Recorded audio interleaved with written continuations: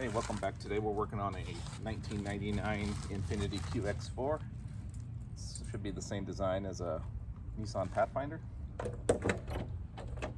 And what we have going on is the gas shocks on the back hatch are worn out, and you can see that it doesn't really hold itself up very well.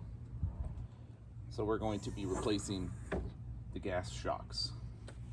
I'll put a link in the description of the video below, but I purchased some gas struts or shocks online, and we'll be replacing them. All right, so on the bottom here, it looks like we will need a straight slot screwdriver, and up on top here, it looks like we need a 10mm socket.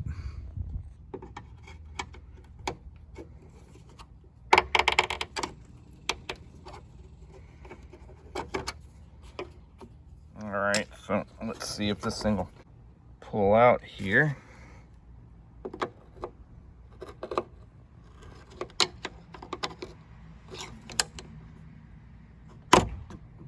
All right, just make sure you're supporting it up here. I'm supporting it with my head because a single gas spring is not holding it. You can also use something like a shovel to help support it. Just make sure that when you're supporting it, you're not supporting it on the glass here, that you're supporting it on the cover. And for the upper one, take your 10mm socket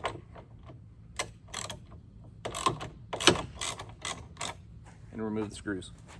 All right, so after you've got it removed, before you go too far, just make sure you get the two parts and you match them up.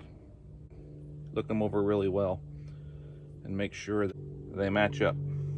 All right, so with the new one installed up on top, move on down to the bottom, pull this clip out like we did the old one. Take your screwdriver, put it behind this clip a little bit.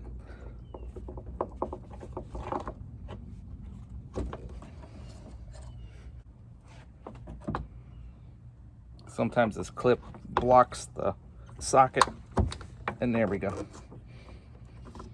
Once you get it in place, pop that clip back into place. All right, and perform that same procedure on the other side.